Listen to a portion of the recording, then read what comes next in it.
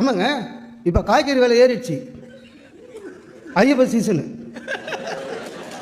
புரட்டாசி மாதம் பாருங்கள் காய்கறி விலை ஏறிடும். ஏன்? புரட்டாசி சீசனு. அவன் ஒரு மாதம் கட்டுப்படியாக இருக்கும்பொழுதே மனசெல்லாம் மீன் மேலே தான் இருக்குது. ஏன்? 4 பேர் நல்லா இருக்கணும், நம்ம தியாகம் பண்ணுவோம் தான்.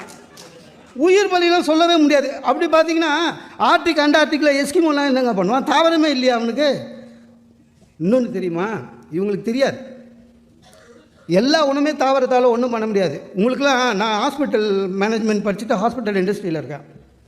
பியூர் வெஜிடேரியன் வருவாங்க. இந்த பியூர் வெஜிடேரியன் சொல்லும்போது இங்கே கூட முத்துசாமி சார் என்ன கேட்டார் வரும்பொழுது, சார் லஞ்ச் இங்கே இருக்குன்னாரு.